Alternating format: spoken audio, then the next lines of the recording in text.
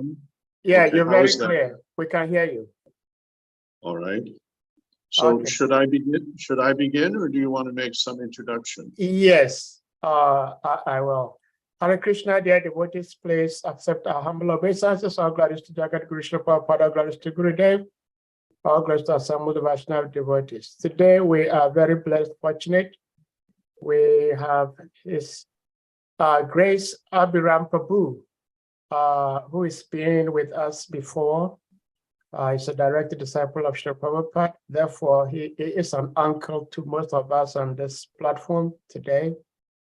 So, Prabhuji, you are always welcome to Hare Krishna Africa platform. We are your own nephews and nieces. And we can't thank you enough for being here with us today and always. So without much ado, I'll put the verse on the screen and then you take it over from here, Prabhuji. Thank you, Prabhu. Okay, Hare Krishna. We begin with Vanchakalpa, Shuru Yascha,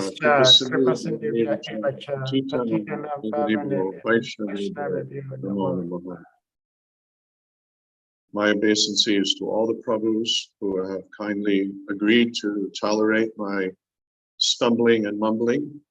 I will hopefully try to make the next hour worthwhile to some degree. Of course, by reading from the SRIMAD BHAGAVATAM and discussing the topics that are brought up in the SRIMAD BHAGAVATAM, we all become enlightened, especially myself will be enlightened tonight. So we are dealing with a verse in the second canto, and just as a explanation, I want to take a little bit of a unique approach to this, and that will be to contextualize the verse. It's a technical discussion in this particular verse, quite technical. It talks about how the yogis who are in Satya Yuga achieve the spiritual world.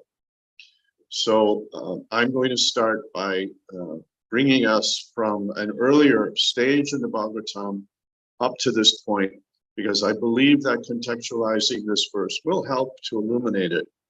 And then we'll explore Srila Prabhupada's purport as well.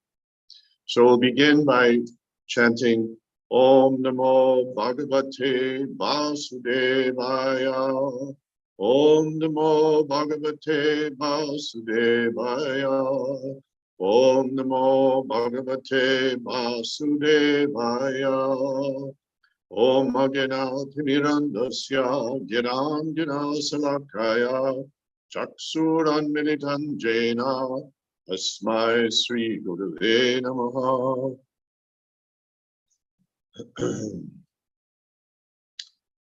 So, as I mentioned, I wanted to start with a context, and that what I'm going to do is talk about the Bhagavatam up to this point.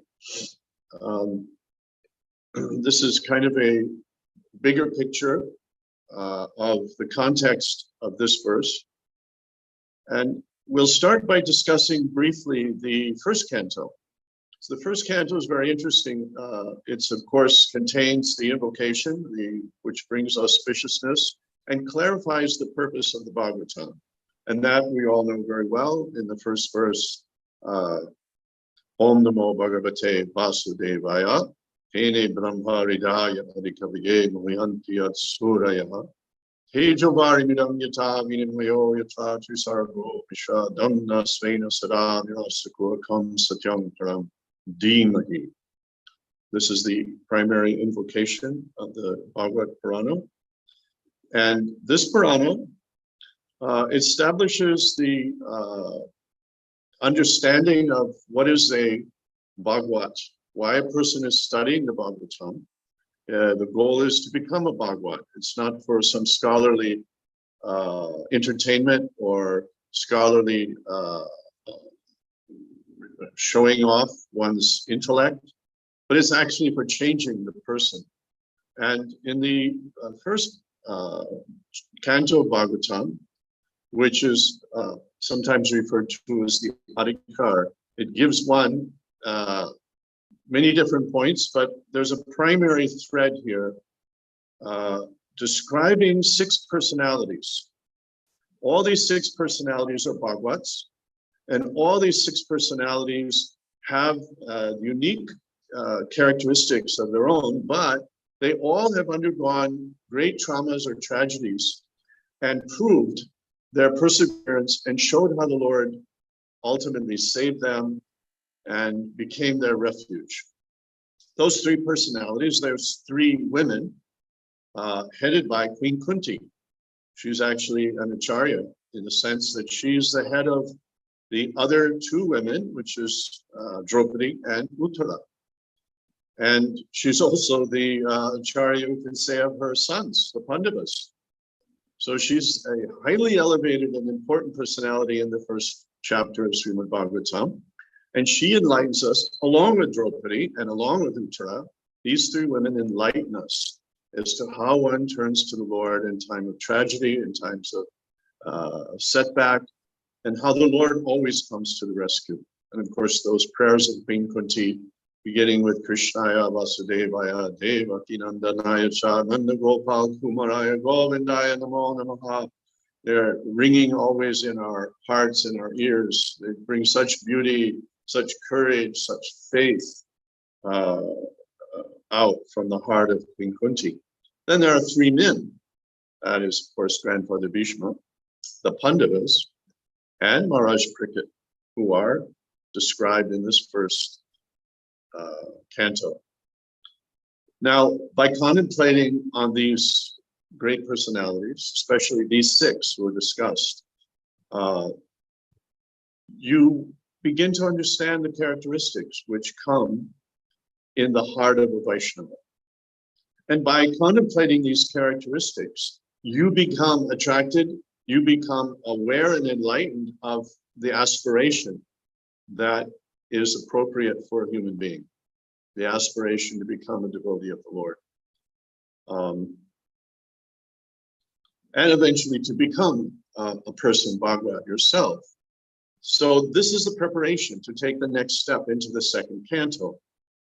So then after hearing the purpose of the Bhagavatam, its invocation, getting the inspirations to the Bhakti Marg, from contemplating these 6 great Bhagavats, we are prepared to proceed further as Bhagavats ourselves into the second canto.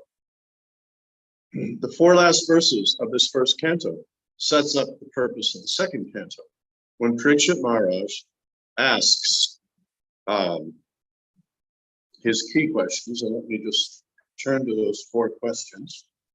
Oh, I'm sorry, I didn't bring the first canto. I had to come to another office because my Wi-Fi went on the fritz.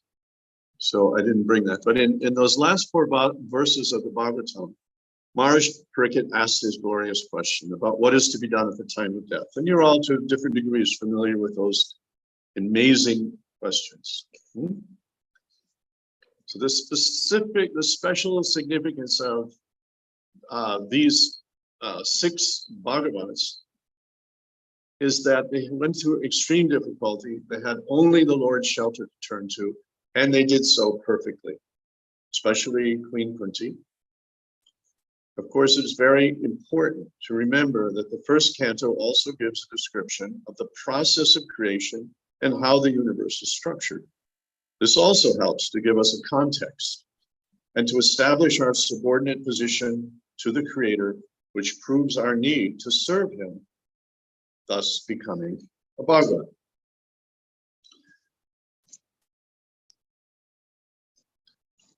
So now we come to the second canto. And in furtherance of framing this verse in context, I want to now move through the first chapter of the second canto. The second canto deals with, well, it's sometimes referred to as Sadhan Nirup, which of course Sadhan refers to sadhana, and Nirupan, is the description. So we begin to unfold the description of sadhana. But of course, at first, Sukadeva Goswami spent some time glorifying the questioner, glorifying Maharaj Parikshit. And again, such beautiful response to Maharaj Parikshit's noble questions. Now, he is, we should remember, a Kshatri and a king, and a perfect Rajrishi. So in that mood, a king is supposed to see all the citizens, and in fact, all the persons of the universe as his own praja, as his own children. And he has a heartful desire to give benefits and to protect them. So in that spirit, he's asked these questions.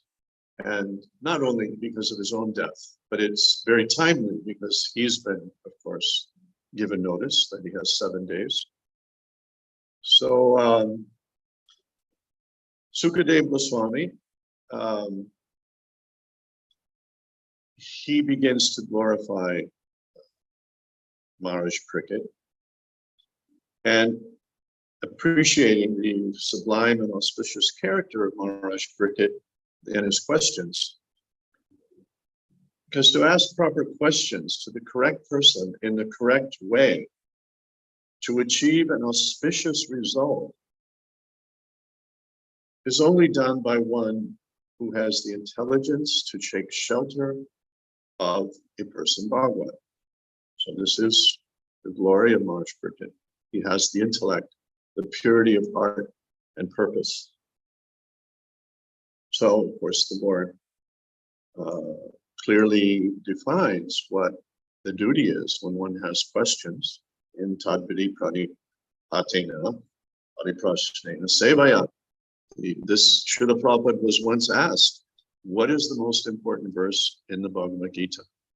And so many, actually he asked a group of devotees, and so many answers came. Sarvadharmam Parityajya, of course, was a big high contender in the group of devotees. The Prabhupada said no. He gave this verse. Tadvini pranipratena, pariprashnena sevaya. Approaching a spiritual master. So what has Maharaj Parikshit done? We've heard this amazing story where he's cursed. He pulls us into this great drama. And now what is he going to do? Again, we get to see how Bhagavat behaves, how a person Bhagavat behaves. And what does he do? He turns to Guru. He turns to Guru. Very important. Prabhupada, again, out of the 700 verses in Bhagavad Gita, Prabhupada shows us this is the most important verse. Because without Guru, we cannot attain Krishna. And this is a big subject. What is Guru? Very, very big subject, wonderful subject. I believe it's Jiva Goswami who says that Shiva Tattva and Guru Tattva are the most mysterious tattvas. There's so much that can be discussed and looked at and appreciated. But in simple terms, the Lord himself, as Sankarshan, his first expansion, is Guru. And so many great Vaishnavas participate in that pastime. Just like Mother Yasoda holds the Lord in her arms. And so many great Bhagavats, Bhagavats and Vaishnavas, they participate so intimately also in the Lord's pastime as Guru. And we get to know them each as Guru. And they also sweeten that, just like Mother Yasoda actually sweetens that rasa.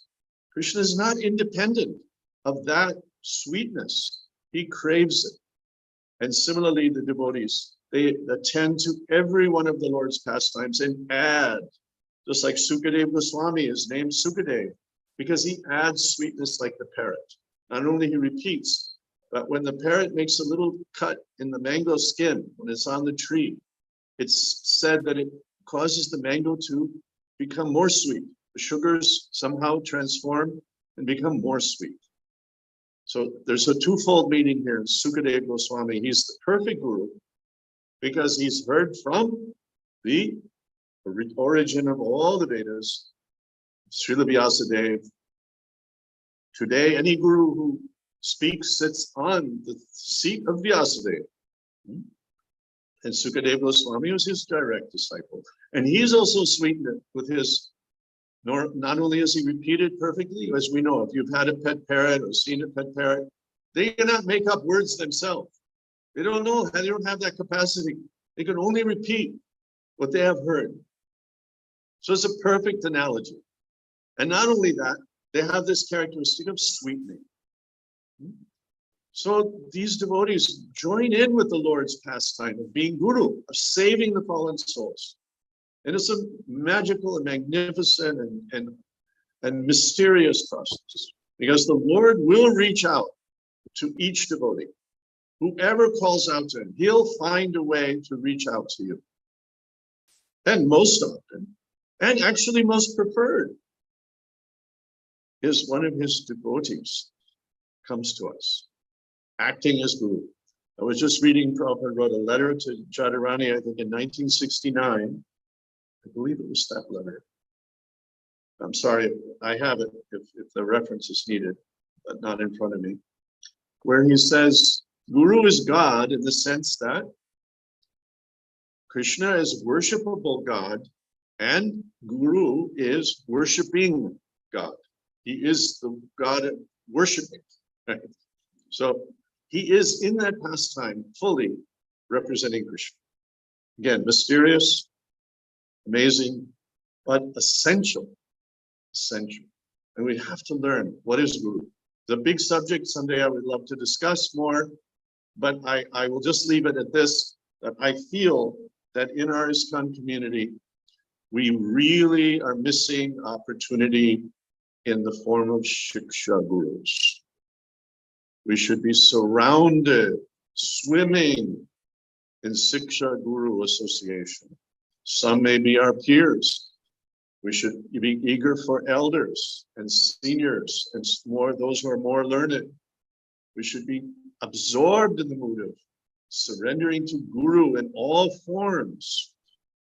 It is not just some, something of no consequence. It's of huge consequence. We say, of course, Bhaktivinoda Thakur is following in the line from Jagannath Das Babaji. But as far as we know, Bhaktivinoda Thakur took Diksha from Bipin Bihari Goswami and never rejected him. Bhaktisiddhanta Saraswati was a little critical of it, but we have no reference that I know of where Bhaktivinoda Thakur rejected him. He actually took his Siksha from Jagannath Das Babaji. And Jagannath Das Babaji, what do we say is his predecessor guru? Vishwanath Chakrabarti Thakur, no? There was a 70-year gap there. And Jagannath Das Babaji actually did take Diksha from a living devotee, whose name we hardly ever hear. As we hear, he's connect all Siksha. And also Gaur Kishore Das Babaji. He did not take Diksha from Bhaktivinoda Thakur. So we overemphasize Diksha and we underemphasize Siksha. Whereas Siksha is practically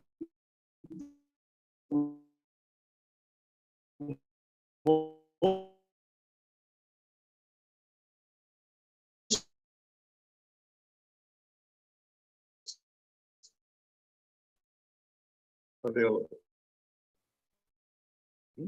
And of course, the Siksha, very long with my notes.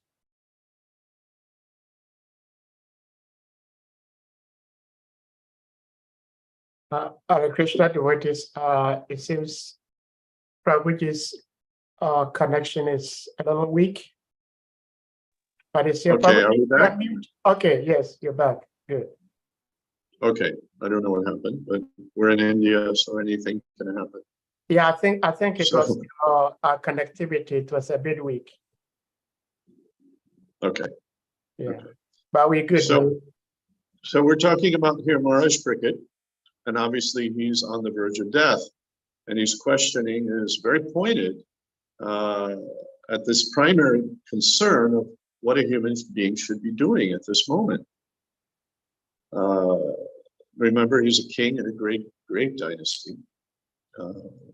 And he's totally oriented to thinking of the welfare of others. That is his dharma, to be protecting. You can, in Varnashram Dharma, you can of course divide it into 4 Varnas and 4 ashramas.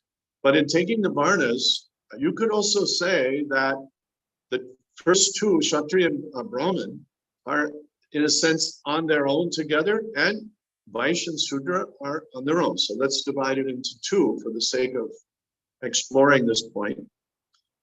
Because the Brahman and the Kshatriya are dedicated to the service of others. And the Vaishya and Shudra are more concerned with the service of themselves. They don't have that total generosity. Are we connected? Yes, we're connected.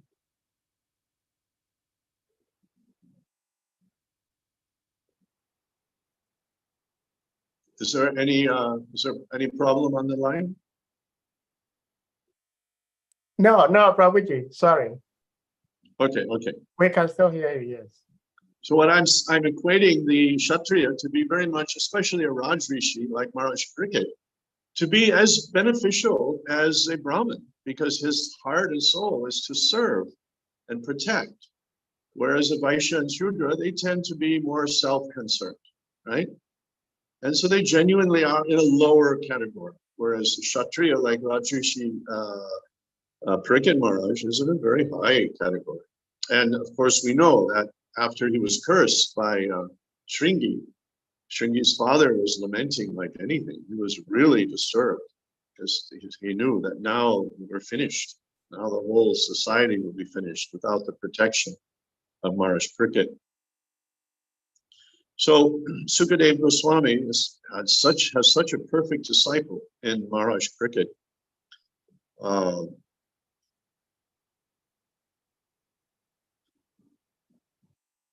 So by hearing these questions, these appropriate questions from such a sincere, a substantial devotee, disciple, Sukadeva Goswami's heart is moved to respond with great depth and consideration. So the answers he's about to give are so perfect. So this is the general context of the beginning of the second canto here. And the verse 1 of this chapter of the second canto, Sri Sukha Uvacha, Hariyan Ishate Prashna, Kritoloka Hitam Nripa, Shrotavya Dishubhya Para. So what Sri Sukadeva Goswami is saying is, my dear king, your question is glorious because it is very beneficial to all kinds of people. The answer to this question is the prime subject matter for hearing, and it is approved by all transcendentalists. So in this verse, we have 2 interesting words. Are we there? Yes. Hariyan, which means glorious, and Prashna, question, Prashna, questions.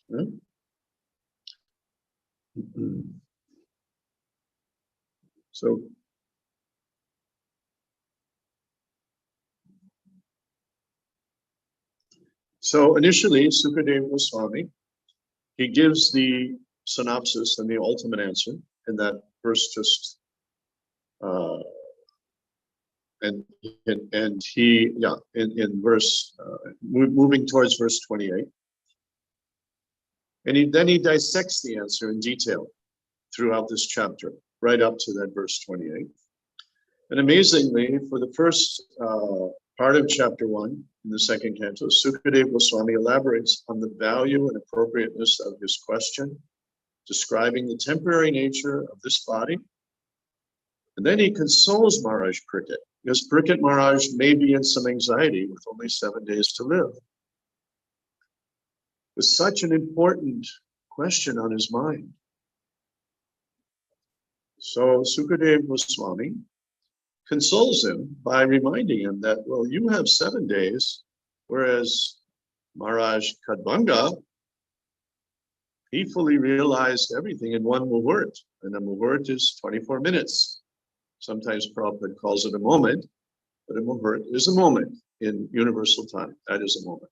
In our little ant world, that's 24 minutes technically, but extremely fast, extremely fast.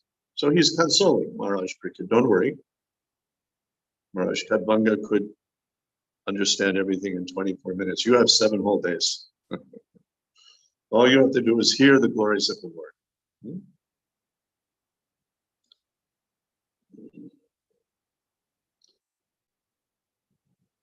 So in Vedic literature, a raw statement, a raw philosophical statement, is supposed to be backed up or supported by some true story. That story, of course, has to prove the point, the philosophical point. And the Puranas are just so rich with stories that are all proving the point, proving the philosophical point. So a philosophical point is called darshanta, and the story which illuminates it is called drishya.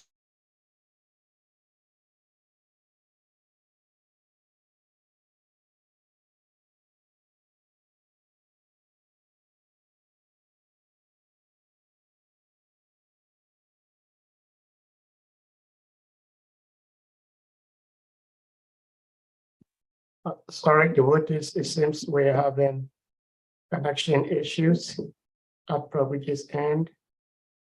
We hope it gets fixed and he will be back.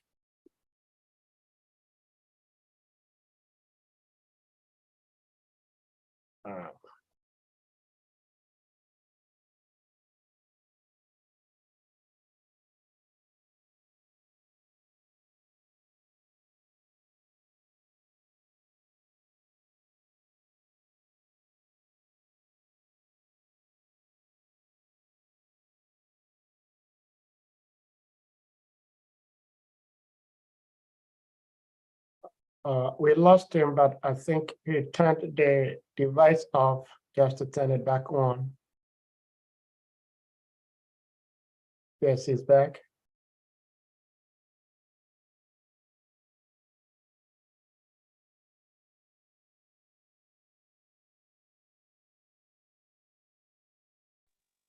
Harbal Prabhu, Yes, we can hear you, Prabhuji. I'm very sorry, it might be It's on my okay. side. So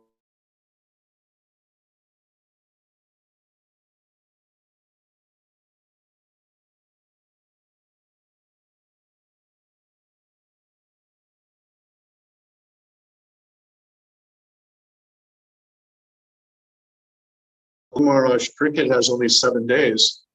In a very real sense, we live in these 7-day cycles, Monday through Sunday, right? And each week seems to be a new life in some ways. And in fact, it is in a sense. And we may have many, appear to have many. They're not really so many in this life. But the 7-day cycle is significant here. Prabhuji, I wanted to suggest if we could just use the audio without the video, that might help with the connection. For now.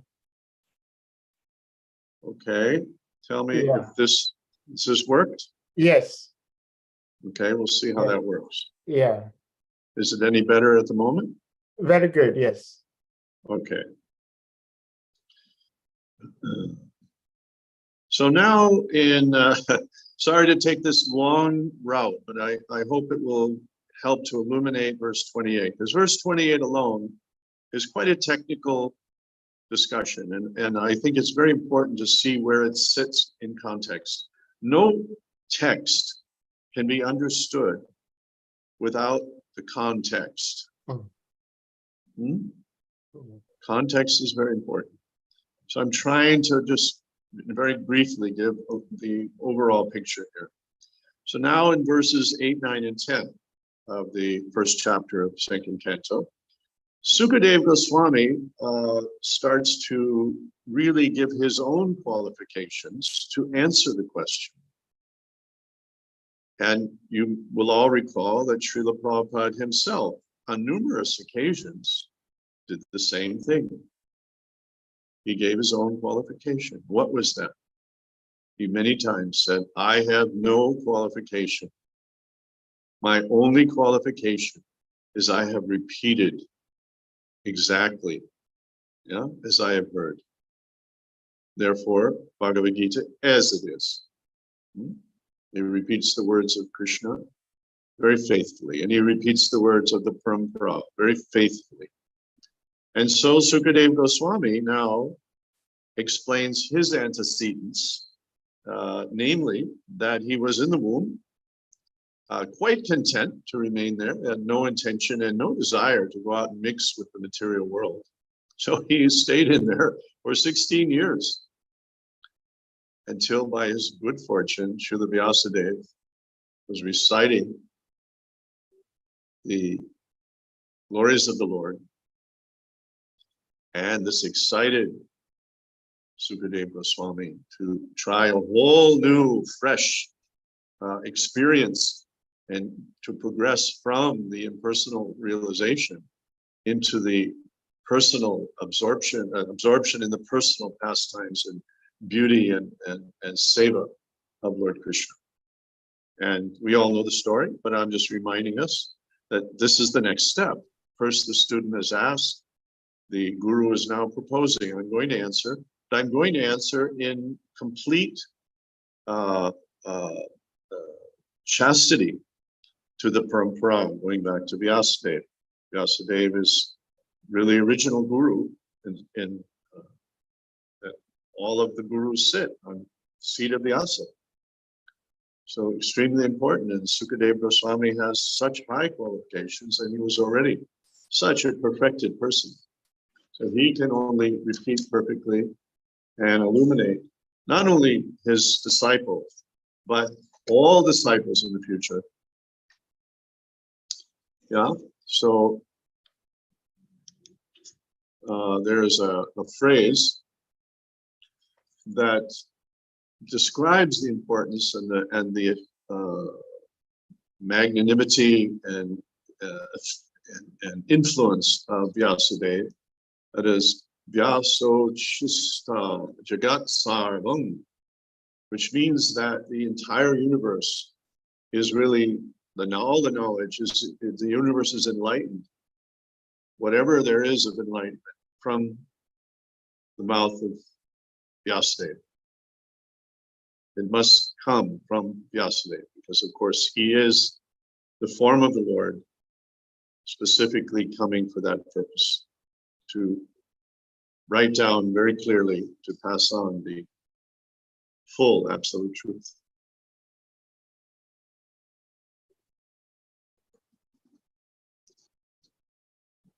So this is a somewhat exhaustive description, although it's really only been 30 minutes. I probably have made it a little boring, so I'm not such an expert speaker. But I think it's important to see that the step-by-step process that one discovers that at some point he really is in trouble. Now, Parikshit Maharaj is far above any of us who are listening or speaking for sure. And yet it took such a dramatic event to cause him to sit down and ask the Guru with such seriousness, how can I get out? So in this way, as Queen Kunti illuminates for us also in prayers of Queen Kunti, tragedy can become our best friend in spiritual life. It sounds perhaps a little masochistical but it's actually a fact that just like the banyan tree with its roots upside down, is described in the Gita, right? Its branches, the other direction. So things that seem to the materialist to be horrible, just like the materialist will constantly ask this question, if God is so great, or if there is a God at all, why does he allow bad things to happen to good people? Whereas Queen Kunti invites those bad things. Very bizarre for a materialist to grasp this, but such an important lesson. So, although yes, we don't want tragedies because they often cause pain for others as well, but tragedies will come. We're in the Marchaloka, the world of tragedies. And every one of us has had, will have tragedies in this world. And then there will be a final tragedy where our moment of death will come. And we should be learning from Maharaj Pariksit to be perfectly focused on Guru, to save us from confusion and to pull us through the dark covering of the Mahatattva all the way through to the other side. So, in fact, I was at the bedside of one of my dear godbrothers, Vichitravirya Prabhu. None of you would have had the fortune to know him. He passed away, 15 years ago. He was one of the most dear devotees I ever knew. And one of my other godbrothers, Bhagavatashraya, who lives in Australia now, he had studied the whole experience of death, whatever he could find in anecdotal literature and in Shastra as well, and he contemplated, and he came to be a guide for Vichy, as Vichy was doomed to die of a disease that was inescapable. And that disease caused constant fading, where finally he wouldn't be able to operate his lungs. So I sat and listened to Bhagavatashraya explain to Vichy, as Vichy was just days away from passing away. And he told him that at some point, your senses will start becoming cloudy. You won't hear so well, you won't see very well, and you'll suddenly hear people crying out your name because they'll think you're dead. But you'll still be slightly conscious. Slowly, that consciousness will depart from the room and the surrounding relatives who are wailing your loss. And you'll start moving into an area of very bright light and a very euphoric feeling, a very happy, euphoric feeling. And Bhagavatashraya said, don't stop there, Vichy. Keep chanting. Keep calling, never stop calling the name of Krishna. And Krishna will reach through the Mahatattva and pull you through. Krishna, as Srila Prabhupada, as Guru, he'll pull us through. And that's Prabhupada's promise to us. And so, therefore, the same situation, Maharaj Pariksit is aware, he's going to face this very shortly. And he's turning to Guru. Guru, you please save me. So in verse 28, finally, we'll read that verse.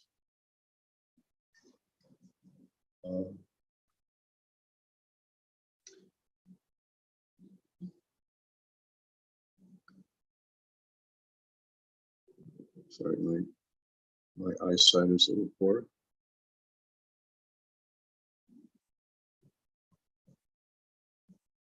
Prabhu, can you read this verse? Yeah, I have it on the screen. I can read it. Yeah, read the Sanskrit because I have a small book and my specs are not strong enough. Oh, wait a minute, I have it here. But you please go ahead and recite the Sanskrit. Go ahead. All right. Tato vishesham pratipadya nirbhayas tenat mana purnala murti at twaran jyotirmayo vayum upetya kale vayu atmanka kam brihat atmalingam Would you read one? Would you read? Okay, I have one of my associates here. He's actually always guiding me, and I'll have him read also. He's Okay. read the Sanskrit. Yeah. ततो विशेषं प्रतिपद्यनिरोह्यस्तेनात्मनापो नलभूतिरत्पुरन् ज्योतिर्मयो वायुपेत्य काले वायवात्मनाधुं बृहदात्मलिङ्गम्. Right. So I'll go to the translation, and that is that after reaching Satyaloka, the devotee is specifically able to be incorporated fearlessly by the subtle body in an identity similar to that of the gross body. And one after another, he gradually attains stages of existence from earthly to watery, fiery, glowing, and airy until he reaches the ethereal stage.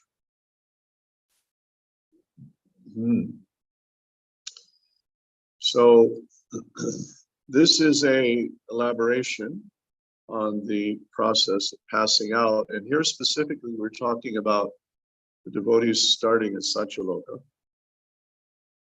I'll read Srila Prabhupada's purport, or should I read the verse again or anything before I read the purport? We can read the purport. Yes. Yeah. Srila Prabhupada's purport. Anyone who can reach Brahmaloka or Satyaloka by dint of spiritual perfection and practice is qualified to attain 3 different types of perfection. One who has attained a specific planet by dint of pious activities attains places in terms of his comparative pious activities. One who has attained the place by dint of Virat or Hiranyagarbha worship is liberated, along with the liberation of Brahma.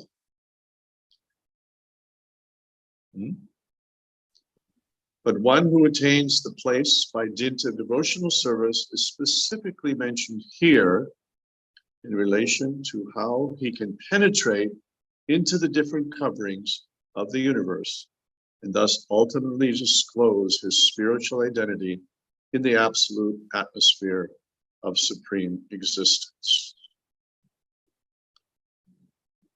According to Srila Jiva Goswami, all the universes are clustered together up and down, and each and every one of them is separately 7-fold covered.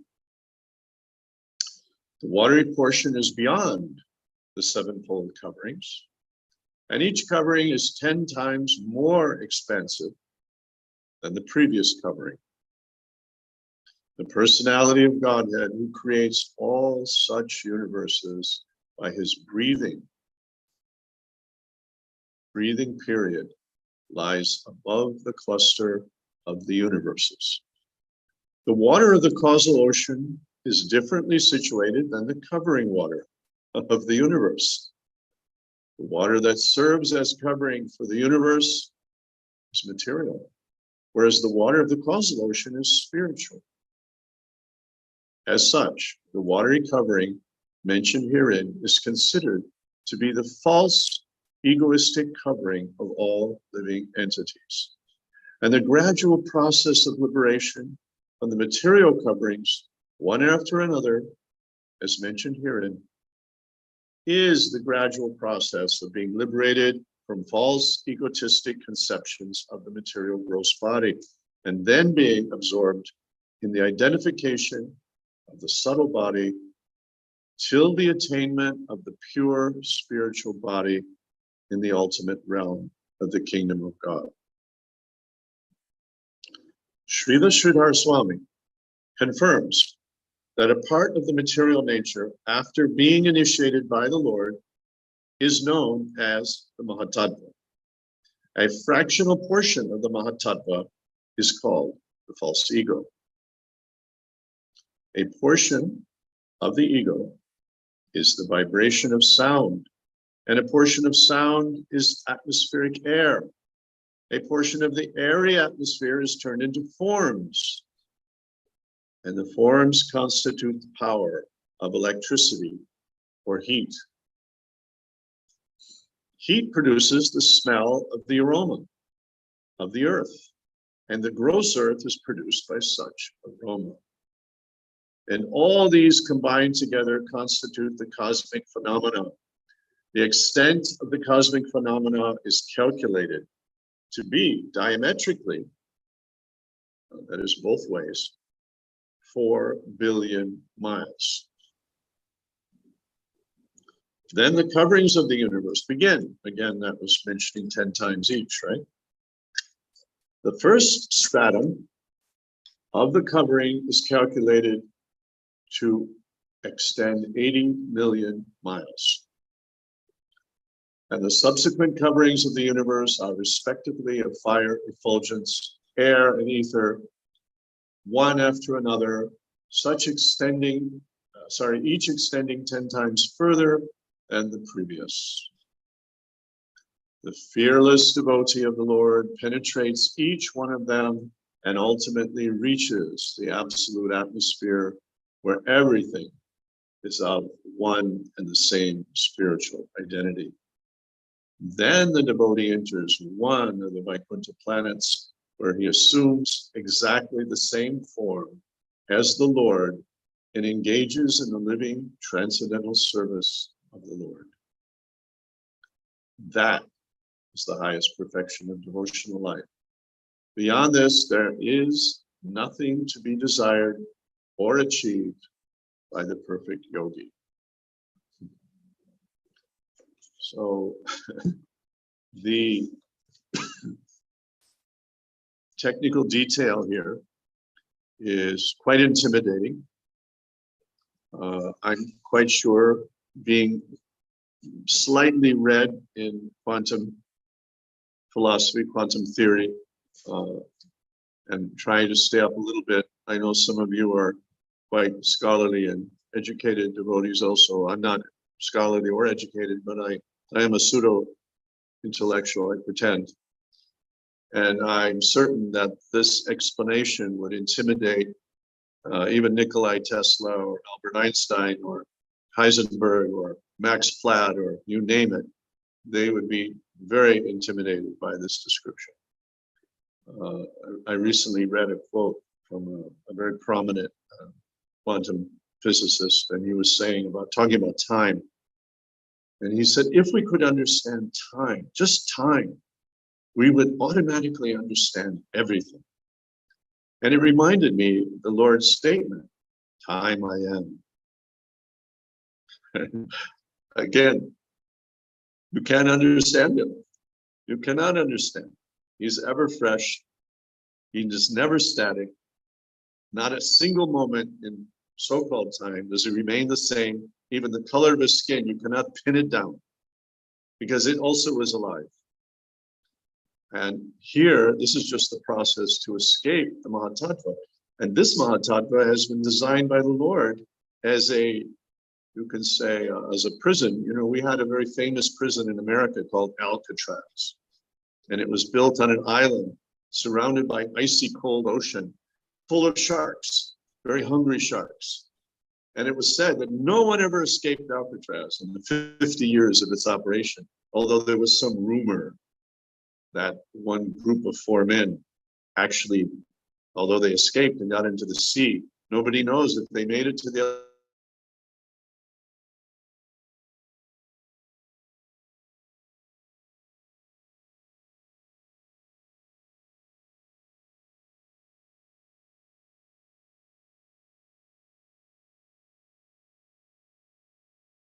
Well, Hare Krishna devotees. Okay. Prabhu? Yeah, we can hear you. Thank you. Okay. Yes. So I'm just trying to equate a little bit the incredible technicality described in this verse. And this is just a summary. This is just a really brief, momentary summary of an extraordinarily complex process where the devotee who's following this process of yoga has to, bhakti yoga, of course, but it's a very technical process, and it is not something that we in the age of Kali can undertake determinedly. We will go through all of these experiences by the mercy of Guru, by the mercy of Mahaprabhu, if we simply hold on to the process of worshiping the holy name of Krishna. So I have no choice but to bring it down to this very simple and sublime conclusion that we, as Maharaj Parikshit, we take hold of the lotus feet of Guru, and Guru prescribes. Now, Sukadeva Goswami is explaining this process to Maharaj Parikshit, and Srila Prabhupada has, of course, described it, but he has prescribed a remedy for us in this time, in this circumstance, which we all know very well, and we should have faith that by adhering to the guidance of Guru, which the guidance of Guru is his lotus feet, that is the lotus feet of Guru, that we will be pulled through all of these layers, and we will eventually shed the subtle body and the ego and be free to transfer back to the spiritual world where we live eternally and properly.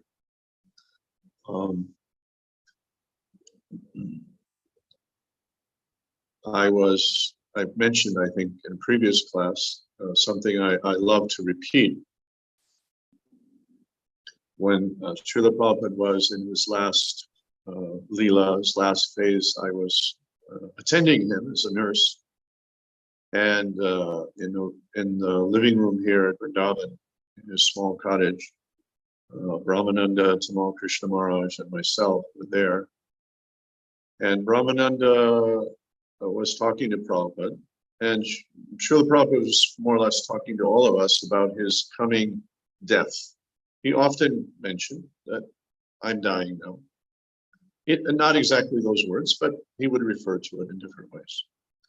And after referring to the fact that his body is fading, he said, "Na sojati, na kanchati. I have no hankering, and I have no lamentation." Meaning, I'm ready to go.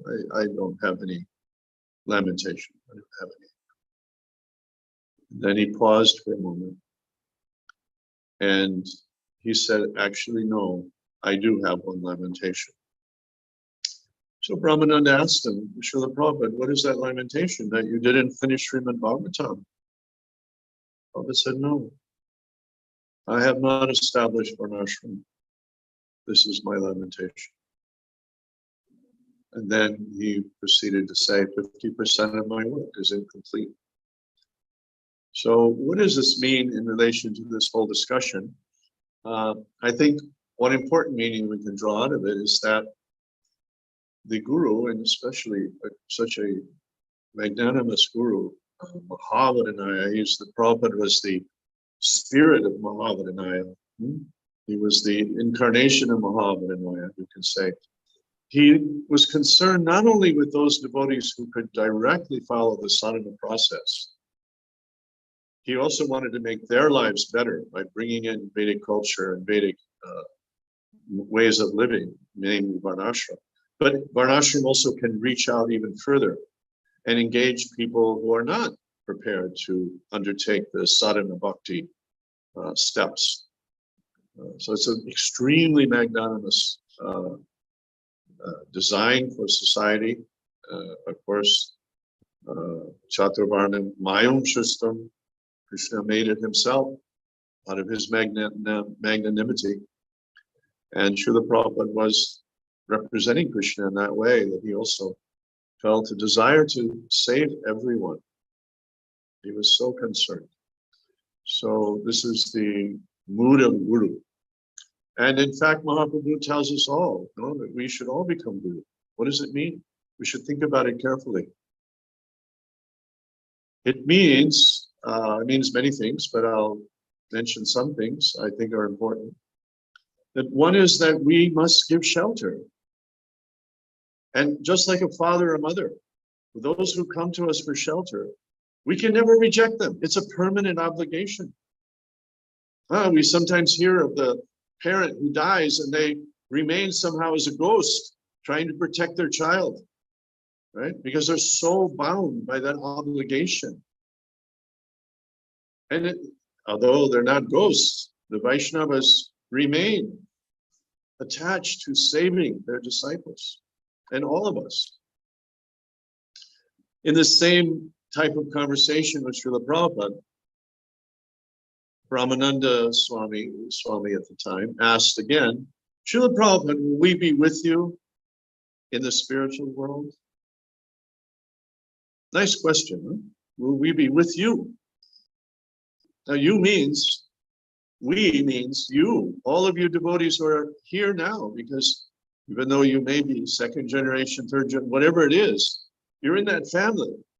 I think I mentioned in the last verse, if you're born in the Rockefeller family, nobody asks you, are you first generation, second? You're a Rockefeller. Just shut up. Nothing more to say. A Rockefeller is a Rockefeller, right? It doesn't matter. You still have too much money.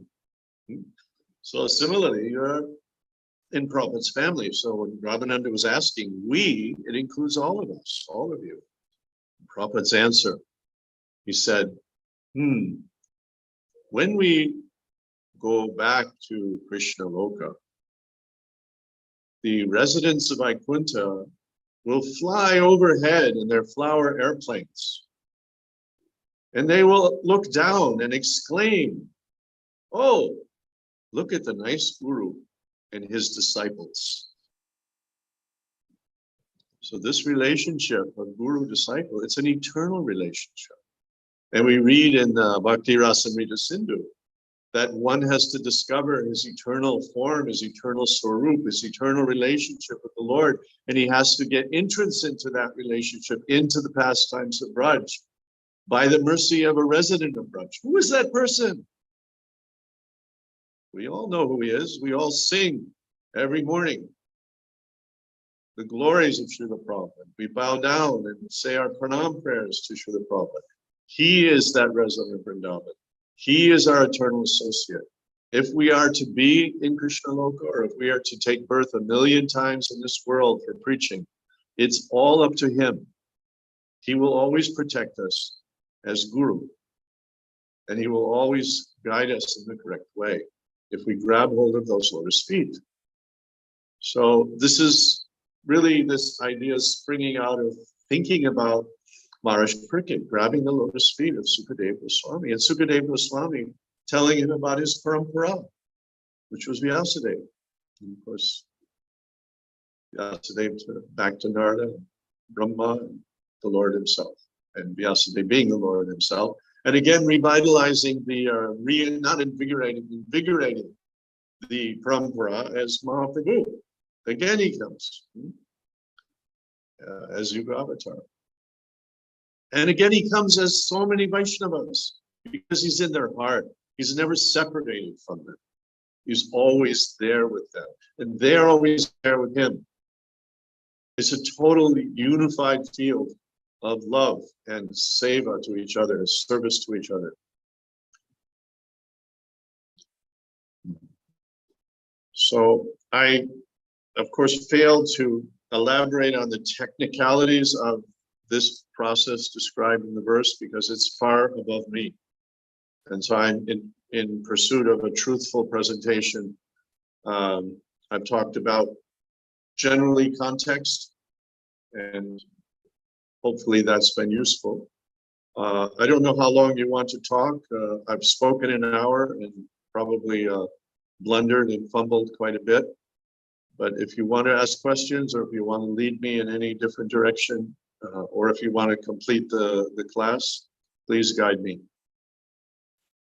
Well, Hare Krishna, thank you so much, Prabhuji. I think 1 hour is good enough for us, because if you have a little bit more time, I believe some devotees may have questions. Like personally myself, I have quite a number of questions from this wonderful presentation you gave, you shared with us today. So if you're okay with it, then we may open the floor for devotees to ask questions if they have any. Sure. Okay, so thank you so much, Prabhuji. And dear devotees, well, I have nothing more to say. You heard from the, excuse me to say, the horse's own mouth. You heard from the mouth of Prabhuji, our dear most uncle. So if anyone has a question, comment, realizations you want to share, please, you may indicate by using the hand emoji or your physical hand, or just unmute and then you speak. 16. Prabhuji, since you are not speaking continuously, I mean, ABHIRAM Prabhu, since you are not speaking continuously, you may turn the video back on, and I'm sure it might be stable this time. Because we like to see a lotus face also. I'm sorry, I couldn't quite understand what you were telling me. Now, I was saying is that since you will not be speaking continuously, if you turn on your video, it might stay on stable. Yes, Okay. thank you, Hare Krishna. Very well. Yes, yes. So Prabhuji, before you talked on the text itself, you talked about the importance of guru, which, as I understood from you, is just like the tip of the iceberg, because if you have enough time with us, then you may go into details about the topic of what guru. Prabhu, it was freezing. It was freezing up. Can you ask the question again? I've turned my video off because it was freezing up. Oh, okay. Okay, then I'll repeat myself. I was saying is that before you talked on the text itself today, text 28, you talked about the importance of guru. And as I understood it, you just gave us like the tip of the iceberg, saying that at a convenient or appropriate time, you may go deeper into the subject matter with us. Now, you were saying the importance of Siksha, and you gave examples of some of our acharyas who were disciples of their gurus, but they were just Siksha gurus. Now, my question is, we understand that Maharaj Parikshit is a disciple of Shukadev Goswami. And I'm wondering, did he take the Diksha or it was just Siksha? Because Shukadev just imparted the knowledge of the Bhagavatam to Maharaj Parikshit. And at the end of the 7th day, he was perfect. And Right. so if Shukadev did not give Diksha to Maharaj Parikshit, and Maharaj Parikshit, after 7 days, attained perfection, how Sure. does that apply in our lives as ordinary struggling devotees? Can we just take Siksha from anyone without a Diksha and become perfect and go back to God? So if that Siksha Guru is himself perfect, and if one embraces him fully and submits himself to him fully, then he's achieved the exact same result. Just see how Bhaktivinoda Thakur was inspired by Jagannath Das Babaji, and Jagannath Das Babaji was inspired by Vishwanath Chakrabarti Thakur as Siksha. They were Siksha. And in terms of whether you're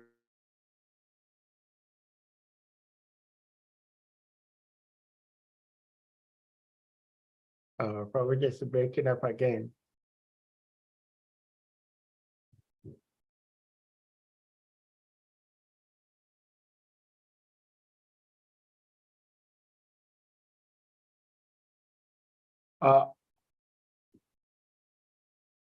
We lost Prabhuji, but we hope you'll be able to connect back, because I would like to have an answer to this question. And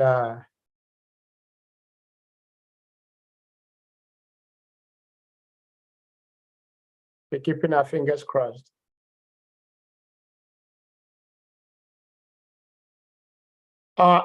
His Grace Kadamamwini Prabhu, do you have something to share before Prabhu comes back? On my Yes, question? Prabhu. Yeah. Okay. Yeah, Thank you. So technically, Sukadev Goswami was actually initiated formally by his Kula Guru, who is, sorry, Parikshit Maharaj was initiated by Janmajay Rishi. Yeah. He was the Kula Guru, and he took Diksha from him. Yeah. That's the actual history. But he took his Siksha from Sukadev Goswami for final perfection. So as I had mentioned earlier,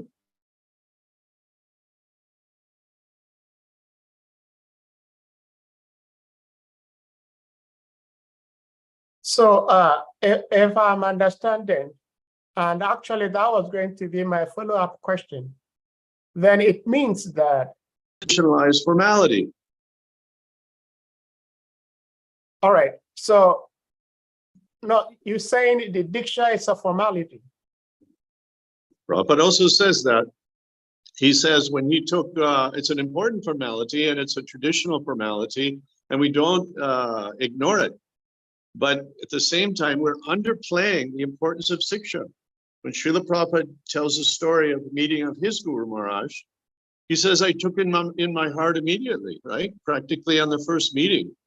Yeah. And at that point, I accepted him as my Guru. So from that moment, he was actually connected to Bhaktisiddhanta Saraswati. And the formality came as Diksha, what was it, 10 years later, or at least 10 years later, no? From the early 20s, he met him, and somewhere in the early 30s, he took his formal Diksha. Yeah. But he said immediately. So there is, it's a matter of the heart and accepting. All right. Well, if Diksha is just a matter of formality, then it means it's not a necessity. But my understanding was, and I should say that it still is, that both Diksha and Siksha are necessities, that we cannot do one without the other. But if Diksha, it's a formality, then it can be done without.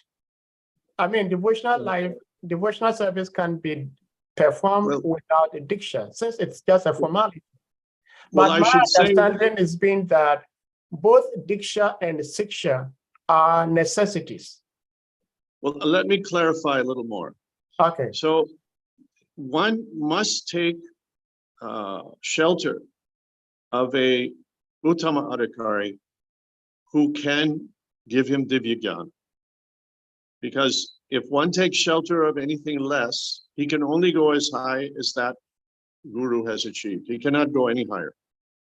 Ultimately, he must take shelter of Uttama Adhikari who can give him Divya Gyan. But Diksha and Shiksha are like two oars of the same boat. You can't separate them. You don't go on one oar or the other. You go with both oars. So in the case of, in my era, Srila Prabhupada was, of course, our Diksha, but I would say the most prominent feature was he was Siksha, because he was constantly teaching and training us. So they were in one person. It was a wonderful, sublime, and comforting time. But also under Srila Prabhupada, the temple presidents were Siksha. Now, I don't know any temple presidents at that time, certainly myself included, who could actually give Divya Gyan. But we could explain the basic practices of sadhana bhakti, as it was quite simple to follow Prabhupada's formula. But we were still supposed to act as Siksha, right? But we were not very elevated Siksha. But so as I was saying earlier, some Siksha, you may be a child who comes up to you and says, Krishna is the Supreme Personality of Godhead. Well, we fold our hands in appreciation. Thank you for reminding me. You know, that's a type of Siksha, right up to a very senior devotee who knows so much of the mysteries of the spiritual reality. And hopefully may himself be a transcendentalist. But it requires both ors. You can't go with, well, sometimes, let's say in the case of Janavi, she's brought up quite often, Janavi Devi. She's, of course, the wife of Lord Nityananda. She was giving siksha, and she was considered the superior. There were other Diksha gurus in that Sangha that were giving Diksha, but she was considered superior. Her authority trumped all of them, right? So it's really about connecting to the Lord and finding the most perfect path. I know this discussion causes confusion because, number one, there is an institutionalization of the process, which is important and should not be discarded. It should be carefully considered. Spiritual life is not for the unintelligent, Srila Prabhupada used to say. But there are formalities which are generally preferred by all the Vaishnavas. But that does not mean that if there's no other option, one cannot reach perfection by siksha, because he can't, if that siksha has achieved perfection. And that in itself is the initiation. But if there's someone willing and able to give diksha, then we must take diksha. We must take diksha if they're qualified. I'm just trying to broaden, not to be a revolutionary and discard the standard process, but I'm trying to broaden the understanding, right? Yeah. So that we can appreciate both roles, perhaps more. But I'm sure it will cause some confusion because it's as Jiva Goswami said, it's mysterious. Yeah. See, my understanding has been that my father gave birth to me. And as a father, when you give birth to your child, you train the child. You train the child for the child to grow to become who you want the child to become. But sometimes the father may not be able to train the child, and the child may be trained up by somebody else. And we see in this world of today, and long time ago ever, that somebody gives birth to a child and somebody else brings up the child. And so the child now has two fathers. In one sense, whoever brought up the child is like the main father who has brought the child to the level he's become now. But without the biological father bringing the child into existence, that person could not have even helped to develop the child. And so as we understand it, Diksha means initiation, which is introduction. So the biological father has introduced the child into the world. So the Diksha Guru, this is my understanding, the Diksha Guru has brought forth the soul in contact with devotional service. Now the devotee or the disciple has to be trained. And because he's been brought in contact with devotional service, then any qualified person who can instruct can instruct. Like in the case of Parikshit Maharaj, as I asked earlier, we say that he's a disciple of Shukadev Goswami, even though he did not take Diksha from him, he only took Siksha. But like you rightly said, even though Parikshit took Siksha from Shukadev Goswami, but he had also taken Diksha from another guru. So my understanding is that one would have to have a Diksha guru, one single Diksha guru, but Siksha gurus could be many. And the two are like a coin. It's like the head and the tail of the coin, is that we cannot do one without the other. But if I understood you, you were saying that the diksha is a formality, that the siksha alone in itself is good enough to take one home back to Godhead. Well, yeah, I'm not disagreeing with you, except that in the case of Siksha, Sukadeva Goswami is capable to fully liberate and enlighten Maharaj Parikshit in this case. And obviously he had more questions to ask, even though he had technically a Diksha Guru. So the Siksha is most important. And if there's only a Diksha, his most important role really is the Siksha. He's going to give you the Siksha, right? He can't just put a set of beads around your neck and like electricity, he can suddenly you're liberated, So he has to give you the Siksha. And in fact, it's the Mayavadis who have this idea, just like, that big fuzzy haired guru that died about 10 years ago, Sai Baba in South India? Yeah. He had 50 million followers. Yeah. So this chap was known to just touch the disciple and they would feel electric current. And they would feel like, oh, now I've become self-realized. Now, I don't know, there's 50 million of those disciples wandering around in India and the West right now, and I don't see any self-realized manifestations from them. So I'm not sure what the value of that electric current was. But it's the Mayavadis that get very possessed with this idea of Diksha. And it's not that we discard it in any way, shape, or form. It's extremely important. But the Siksha is really, really the most important thing, because we're in darkness. And therefore, Om Agena Timirandasya Janan Janan Salaka Saksuran Viditanjena Tasmai Sri Gurave Namaha. We pray to the Lord, we glorify the Guru for that reason, because he enlightens us, he takes us out of the darkness. And it isn't by electric current. There is a type of magic, in a sense, we say Praptasya, Praptasya Kalyana. Praptasya means one who has obtained. It means the Guru actually places in our heart the wisdom once he's pleased with us. But that process includes speaking, writing, showing. That's how he places it in our heart also. It's not just by electric current. So I'm not disagreeing with you, but it's a very deep and crucial subject, as I mentioned earlier.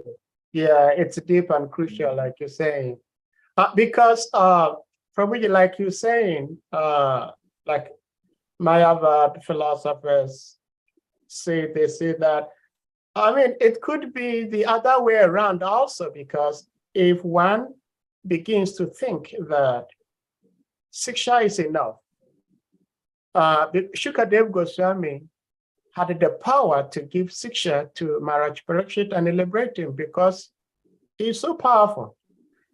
Likewise, Srila Prabhupada is so powerful that just by following his instructions, one could be saved. And if one follows that ideology, then there will be no need of taking Diksha from a present living Guru, which will also be contradictory to our Siddhanta, if I'm not mistaken, because one has to approach a bona fide living Guru. Srila Prabhupada said it many times, where he said, you cannot just read textbooks and become... Prabhu, the sound is quite broken on this side. I don't know if you can hear. Okay, let me try to repeat myself to see if it will get through this time. I was saying that you were talking about Mayavad philosophers and how they always like just put the neck bead or the japa bead around your neck and you'll be enlightened.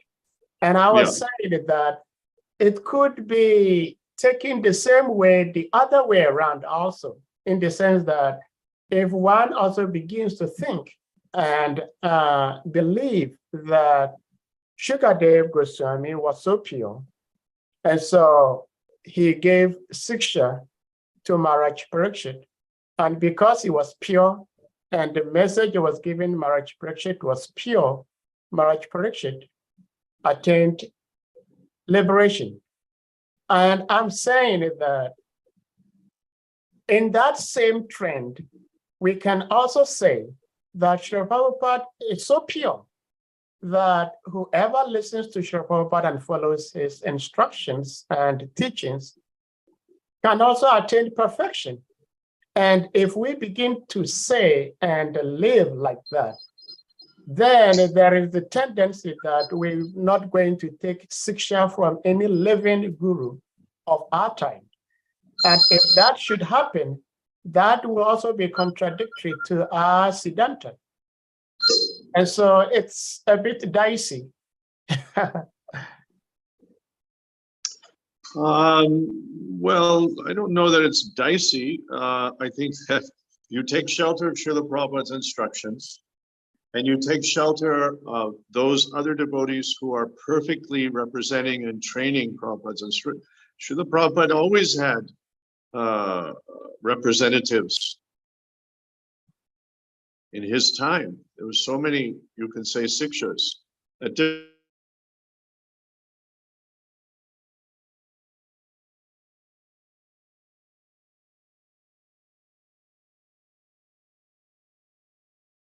I think we're having connection issues here. Than just the siksha alone, and it's demonstrated by this exact story we're reading. The Sukadeva Goswami did not say, well, let's start up a fire and we give you a name and give you a second birth. He just gave him full enlightenment through instruction. And that is that's the real way that the praptasya, the guru, places it in your heart. You're all reading Prabhupada's books and you're feeling it in your heart because it is being placed within you. An attraction for Krishna, an attraction to the lotus feet of all those great acharyas, great rishis. Enlightenment is coming through the siksha. And we dedicate ourselves in a diksha. But that in itself is a statement of dedication, and the Lord recognizes that as an important submission. But it's a submission to what? To the siksha, to the service and the siksha. It's a milestone in saying, I am married, just like I get married. I've loved a lady since we were children together. But now I want to formalize it in front of the whole world and take that big commitment, that big step of declaring myself as married permanently. So it's an analogy, right? And it's extremely important. Otherwise, you're dishonoring the lady, aren't you? Mm-hmm. Your so-called love is just some silly, childish infatuation. But if you're actually serious to perfect that love, then you marry. And similarly, you take siksha. It starts with the, what do you call it? Partner, I never can pronounce it. The person who introduces you, and that's the beginning of siksha, and you continue to take siksha. You take Prabhupada's siksha, and at some point in that line, you take a qualified person to declare yourself as owned. So we put the collar, Prabhupada once called this, or sometimes maybe called this, the dog collar. We put it around our neck to show that we belong and we have committed ourselves. And so that's a very important statement. Otherwise, we're dishonoring the whole mercy of the Lord that's coming as guru. We have to choose someone in that line and take that marriage, so to speak, that commitment. So I'm not trying to put it aside. I'm trying to put it in perspective that it is a commitment to the siksha, to the orders, to the instructions, to the enlightenment. It's commitment, and it honors that. and it perfects that. Yeah. And each one of us should become Siksha Guru. And what it means is when people take shelter of us, as we become a little mature. I started to realize this as I became Vanapras and became very committed to my preaching. I started to realize that people are coming to me. Some are even touching, of course, we're in India, so some are trying to touch my feet. And I realized, you know what? There's no back door anymore. Yeah. I can't call mom and say, you know what, you were right, I'm coming home. This isn't working for me. I have allowed these people to have faith in me. Yeah. And if I violate that faith, Prabhupada said, if you violate sannyas, the sin is 1,000 times more than for an ordinary man. What to speak if you violate the trust of someone who sees you as a type of guru? That means that back door is it's not only locked and closed, it's boarded up. It's not there anymore. You can't back out. Yeah. You have accepted the faith of others. And that is an essential step forward also, because you're committing to the Lord. That, yes, I'm going to join this service, this wonderful Leela of saving the fallen souls. I'm going to join that Leela, because I'm not invited into Vaikuntha right now. I'm not invited into Krishna Loka. I'm not invited to play with the cowherd boys, but I am invited by Mahaprabhu to participate in that Mahavaranaya. That's where I've been invited. And I'm so fortunate and so happy and so eager to participate in that Leela of helping save the souls. But it means with commitment, with a dead, as serious as a heart attack, we sometimes say in America. That's how serious we have to take that commitment. As serious as a heart attack. Mm. There's no backing out now. And when you make that step as a guru, then the Lord becomes very pleased, and you become filled with a revival, a new energy, a new, strength to move forward. And that is our goal. That's the order of Mahaprabhu for each and every one of us. We should come to that platform, prepare ourselves, so that when we wake up in the morning, when we start chanting on our beads and we start performing our sadhana, we're thinking for the others. We're thinking, I have to do this because others are depending on me. I have to call to the Lord in every syllable because others are depending on me, and I'm not at all qualified to tell them anything. I'm a complete failure as a devotee. But if I call every single syllable of the Lord's name and beg him constantly, maybe when I open my mouth, I'll be able to help another soul to come closer to Krishna. And when that soul comes closer to Krishna, then Krishna will be pleased on me also. And by that way, I might gain his mercy by serving others in this way. This is the energy, the world of devotion. And it means becoming Siksha, taking Sikshas, joining the family of Guru, helping the senior gurus, and being a guru yourself at whatever level you're on. This is perhaps one small summary that you can chew on. I appreciate it. It's a good bite and it's a good chew. Because like you rightly said, even before the diksha comes in, the siksha comes first, because everything starts by hearing. So you hear, and then when you become committed, then you take diksha. Like you already said, the wedding comes after the married couples have already agreed to live together. So, well, thank you. But that's right. That's right. Just like in the analogy of the married couple, they first see each other, or in the case of a traditional Indian family, the families hear about each other, consider the background and everything. There's a process of gaining faith, even in arranged marriage.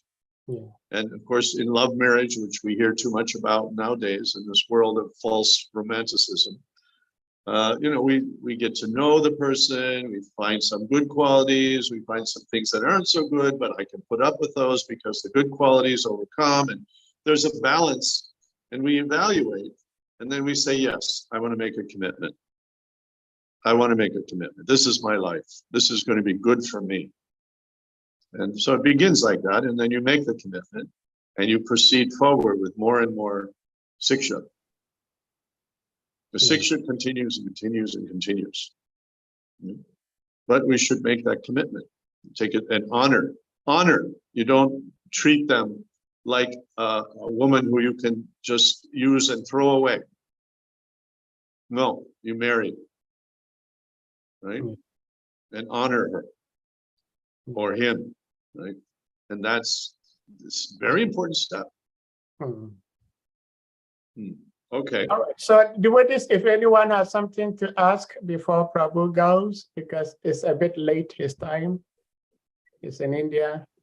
Prabhuji, since you are on the Holy Dam, whenever you do your prayers, please remember us in your prayers, so at least we can remain chanting Hare Krishna Maha Mantra if we cannot do anything better. At least to just chant Hare Krishna Maha Mantra, please. So is that devotees, if anyone has a question, comment, please, you may do so before Prabhu goes.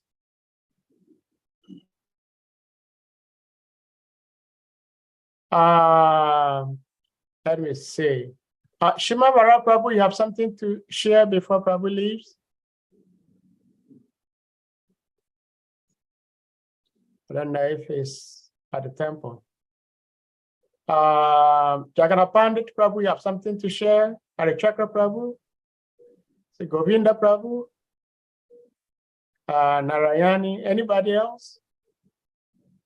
Harun Kanti. All right, it seems devotees are filled with. Hare Krishna Prabhu. Hare Krishna. Yes. Yeah, Hare Krishna Prabhu. Thank you for the class. It's really enlightening.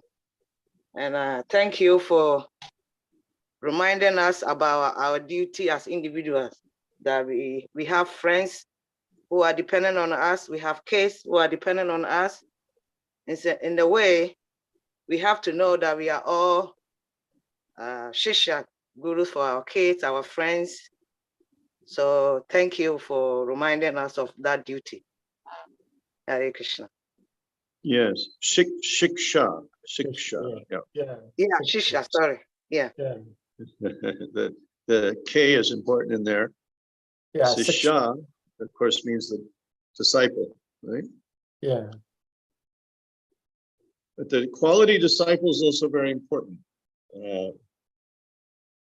It's said sometimes that the Sisha makes the Siddha, that the quality disciple, by encouragement and questioning, elevates even the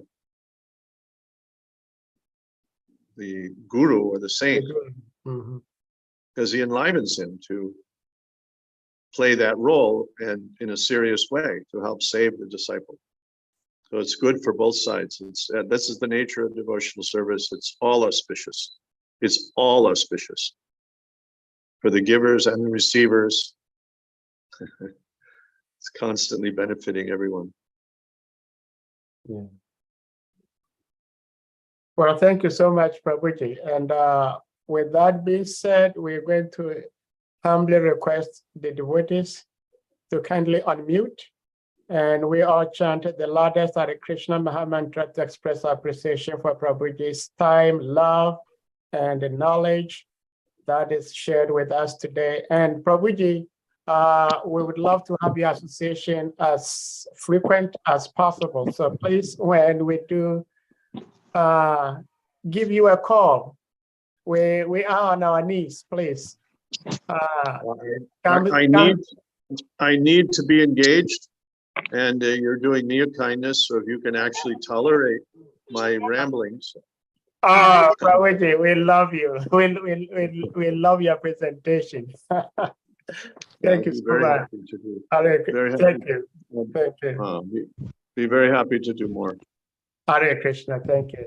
So devotees, please unmute and we all chant Hare Krishna, Hare Krishna, Hare Krishna, Krishna Krishna, Hare Hare, Hare Ram, Ram Ram, Hare Hare.